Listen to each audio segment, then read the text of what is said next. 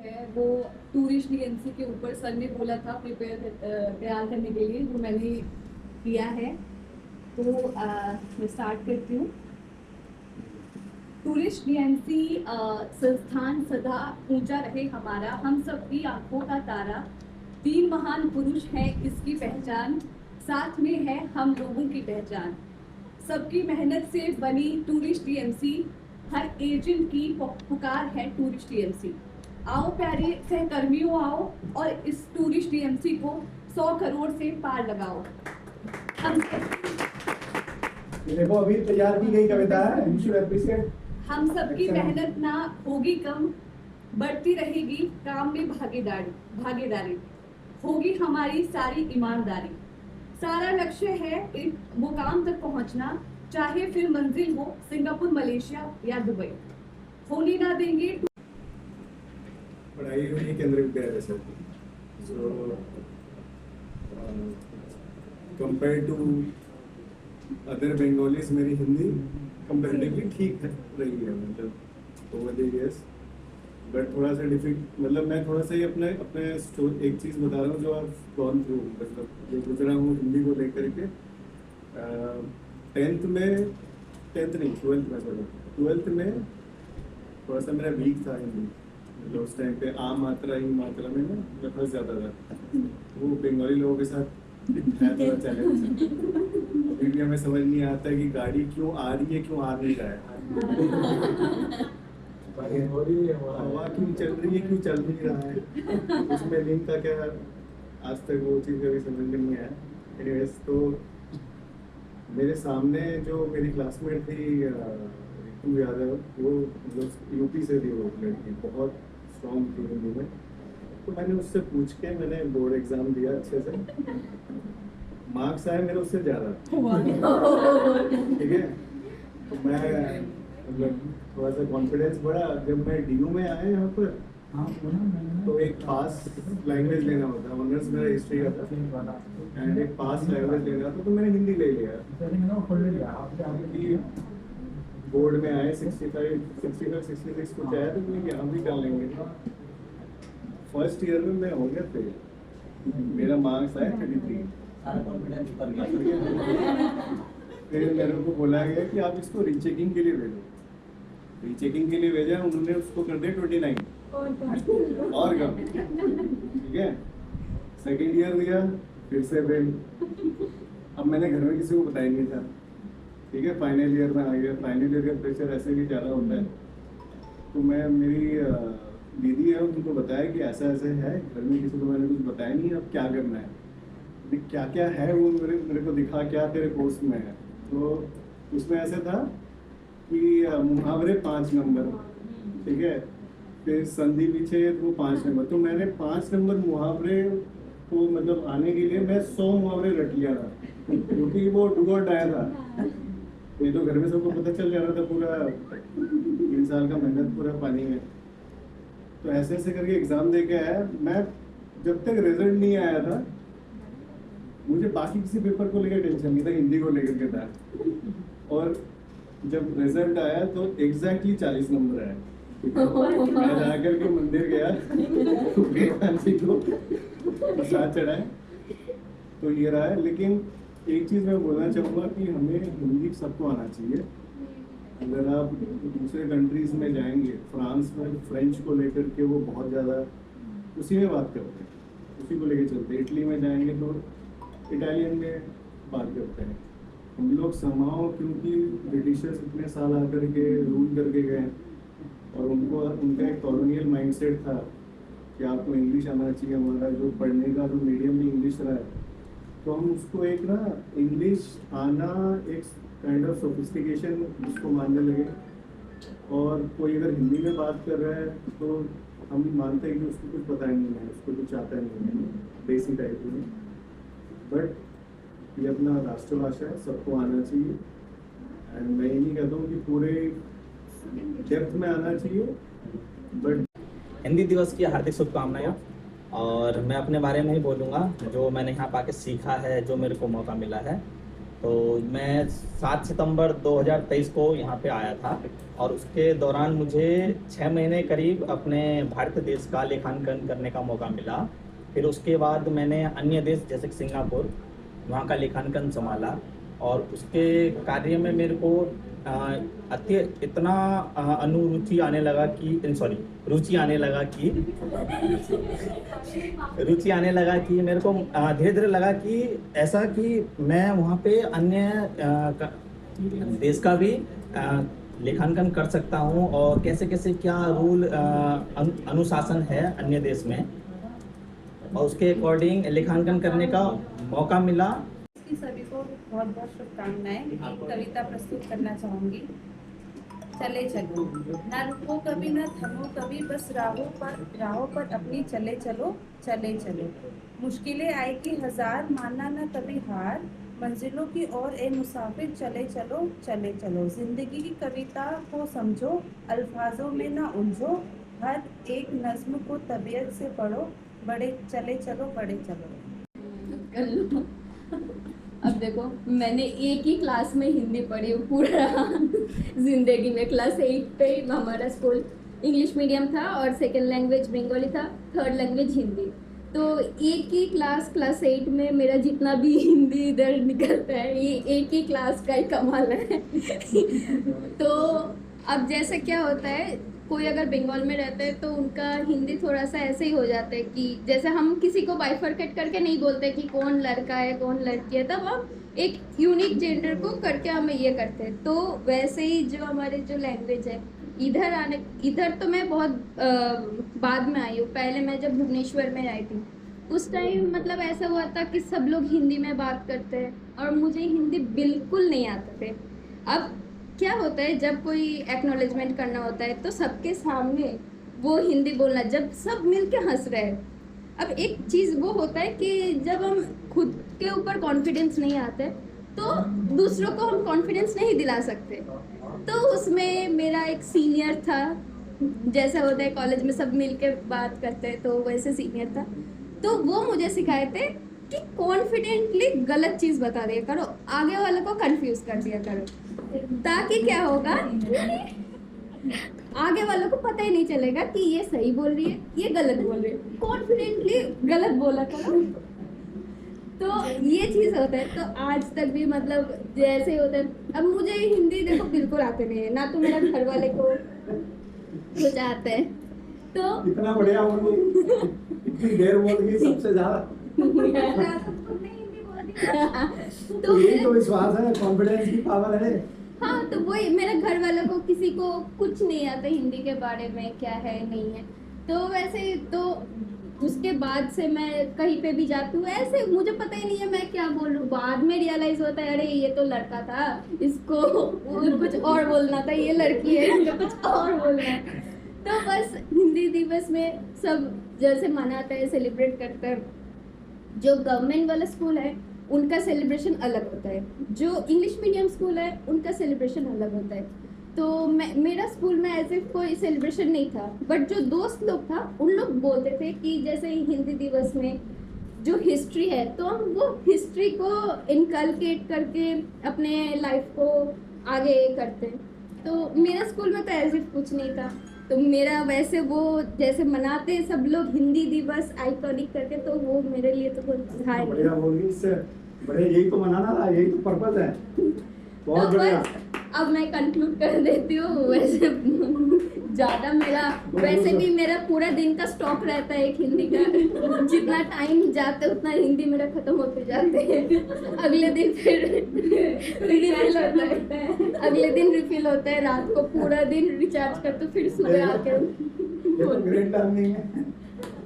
ठीक है, कॉन्फिडेंटली कुछ भी बोलो, हाँ। सही होगा। इतनी कॉन्फिडेंस है बड़ा, तो इतनी बोल इतनी देर में इतनी देर हार्दिक शुभकामनाएं।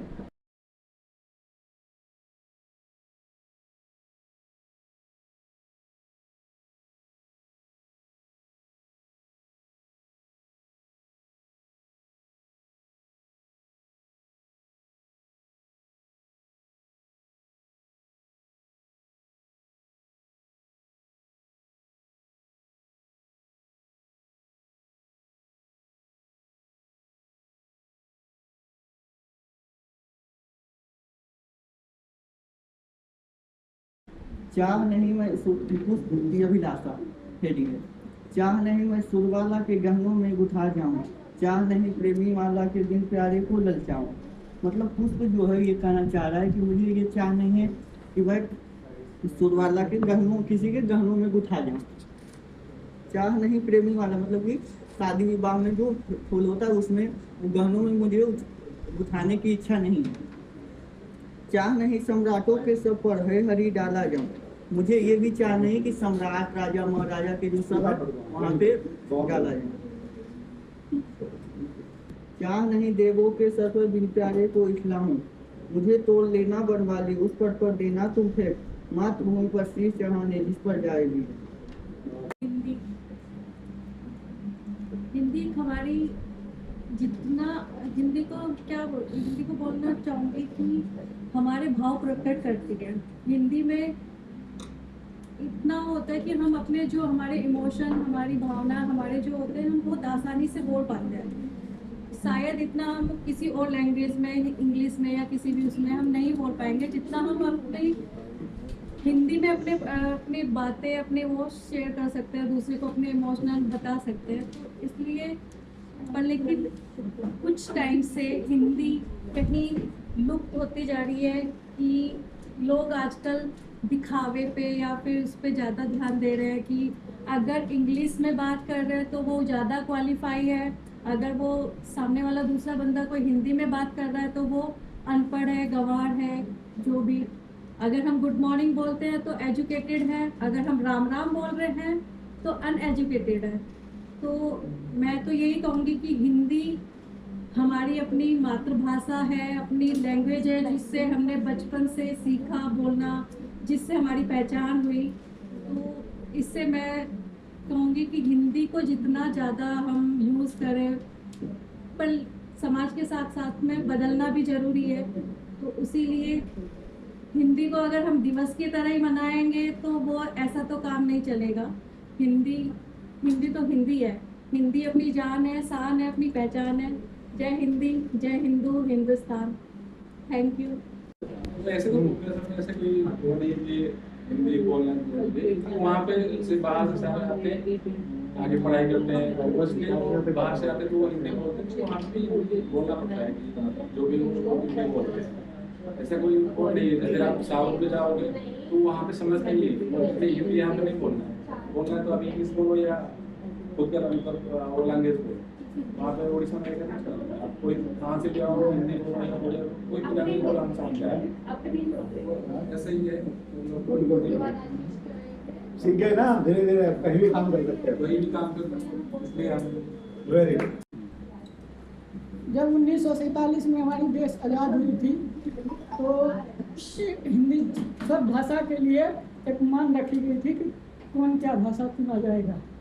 1949 में हमारी हिंदी भाषा हमारी राष्ट्रीय भाषा मिली थी हमारी हिंदुस्तान को। हमें है हिंदी पर, शान हमारी हिंदी पर, कहते सुनाते हिंदी हम, पहचान हमारी हिंदी पर। हिंदी दिवस की हार्दिक शुभकामनाएं। Thank you. हार्दिक शुभकामनाएं। मैंने ज़्यादा कुछ नहीं लिखा है, एक कविता है। हिंदी भारत की आशा है, हिंदी जिसने पूरे देश को जोड़े रखा है, वो मजबूत धागा है। हिंदी हिंदुस्तान की गौरव गाथा है। हिंदी एकता की अनुपम परंपरा है। हिंदी जिसके बिना हिंद थम जाए ऐसी जीवन रेखा है। हिंदी जिसने काल को जीत लिया ऐसी कालजयी भाषा है। हिंदी सरल शब्दों में कहा जाए तो जीवन की परिभाषा है। हिंदी बढ़िया टोन सेट कर दी। फिर आई एम इम्प्रेस्ड, ये रिद्धि ने इतनी बढ़िया पोएम तुरंत बना दी। कितने टैलेंटेड लोग हैं हमारे पास, ठीक है ना। और फिर इसने भी जो बोलना नहीं चाह रही थी, और जो एक लड़की जो बिल्कुल घबरा रही थी बोलने में, बाद में खत्म नहीं कर रही पेपर खत्म हो गया बोलती जा रही है, तो उसकी नेचुरल टैलेंट थी, लेकिन खड़े होकर बोला नहीं आता, जवाब से नहीं आती, ठीक है ना। तो हम अपनी उसे स्ट्रेंथ में कन्वर्ट कर सकते हैं जो चीज हमारी हो। कितना बढ़िया बोला तुमने, इसके लिए एक बार और ताली बजाओ इस लड़की के लिए। अभी मुझे सिखाया, तो अपने में विश्वास रखो। आपने इतना बढ़िया निबंध लिखा है, सी हैज रिटन वेरी गुड। उसने पढ़ के भी सुनाया यहाँ पे, एक्सेलेंट। उसने बताया कि आगे आने वाले टाइम में डिजिटल मार्केटिंग का और सारे उनका कितना बड़ा रोल होगा, कैसे हम ग्लोबल हो सकते हैं। सी हैज एक्सेलेंट, गुड। तो बहुत बढ़िया रहा। एक उन्होंने बता ही दिया है कि क्या था कि बहुत 200-250 सालों तक देश जो है वो कॉलोनियल रूल में था, अंग्रेज राज करते थे और अंग्रेजों की एक फिलॉसफी थी कि डिवाइड एंड रूल, तोड़ना, और धीरे धीरे ऐसी चीजें सेट कर देगी कि हमारी चीजों को खराब बता देना, और बस वो अच्छी है, अंग्रेजी बोलने वाले अच्छे हैं। लेकिन आपको सरप्राइज होगा, मैं 25 देशों में घूमा हूँ और मैं जहां भी गया, ठीक है, जर्मनी जाए तो किसी को इंग्लिश ना आए, मतलब वो बिल्कुल भी पसंद नहीं करते हैं अंग्रेजी बोलना। एक ड्राइवर आई लेडी, मैंने उससे थोड़ा बहुत एक आध बोला इंग्लिश नहीं सीखी, मैं स्कूल में कभी इंग्लिश पढ़ी नहीं, तो उसने जर्मनी में बोल दिया भाई अंग्रेजी नहीं आती आपसे, ठीक है। फ्रांस में जाए तो जैसा देव बोला बिल्कुल हो गया। चाइना में चला गया 3 हफ्ते के लिए पहली बार, तो चाइनीज को तो अंग्रेजी से दूर दूर तक कोई लेना देना नहीं, सारे सॉफ्टवेयर सारी चीजें वहाँ की जर्मन में, चाइना की चाइना में, रूस की रूस में। आपको वहाँ से पढ़ना है, MBA करना है, MBBS करना है, MD करना, आपको उनकी भाषा सीखनी होगी। तो मतलब ये यूरोप की बात है जिसे हम समझ रहे हैं। तो अंग्रेजी ऐसी चीज नहीं है कि तो इन्होंने रूल किया बहुत सारे देशों पे, उन्होंने वहाँ जबरदस्ती सिखवा दी, उन्हें डाउन कर दिया। तो जिस तरह से भारतेंदु हरिश्चंद्र जो एक आधुनिक वो हुए हैं हमारे, और मैथिली शरण गुप्त भी, उन्होंने बहुत सारी कविताएं लिखी हैं कि जिसको न निज भाषा तथा निज देश पर अभिमान है, वह नर नहीं पशु निरा जीवित मृतक समान है। यानी अपनी भाषा और अपने देश पे जिसे गर्व नहीं है, if you are not proud of your language, your country, आप जानवर हो, आप इंसान नहीं हो, इंसान में होना चाहिए, ठीक है ना। तो भारत इस तरह का देश है जहाँ विविध भाषाएं बोली जाती हैं, एक भाषा के ही 50 रूप हैं। अगर आप देखोगे तो जितनी भी भारत की भाषा है, 3 भाषा को छोड़ के सारी लिपि एक ही है। जितनी भी उत्तरी भारत में भाषाएं बोली जाती हैं, सदर्न 3 स्टेट्स को छोड़ के सभी की जो लिपि है वो देवनागरी लिपि है, ठीक है। चाहे वो हिंदी हो, पंजाबी हो, डोगरी हो, चाहे वो उड़िया हो, बंगाली हो, ये सब एक ही लिपि में है, ठीक है ना।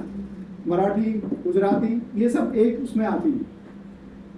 तो इवन अगर हिंदी देखोगे, अगर कोई हमारे क्षेत्र में जाएगा पश्चिमी उत्तर प्रदेश में और वो पूर्वी में पहुंच गया, उसे लगेगा कि विदेश में आ गए, ठीक है। बोलने का तरीका और सब कुछ बदल जाता है। कोस पे बदले पानी, भारत इसके लिए जाना जाता है, 4 कोस पे पानी। तो भाषा भी बदल जाती है। हमें पहली बात तो सबका सम्मान करना है, सबसे बड़ी चीज है ये कि हमें अपनी सारी भाषाओं का सम्मान करना है। लेकिन एक सूत्र में पिरोने के लिए जो हिंदी है, जिसे राजभाषा का दर्जा, जब हमारा देश अलग बन गया तो संविधान बना, तो जो संविधान जिन्होंने बनाया उन्होंने ही, संविधान सभा ने 1949 में आज के 14 सितंबर को ये तय किया था कि अब जो राजभाषा होगी वो हिंदी होगी, क्योंकि ज्यादा से ज्यादा लोग हिंदी बोलते समझते हैं, ठीक है। इसके अलावा जितनी भी बात है, सबका सम्मान, हमें कभी किसी को ये नहीं बोलना कि भाई ये ऐसी हो ऐसी। ऑल गुड, भारत की सबसे ज्यादा भाषाओं वाला देश है।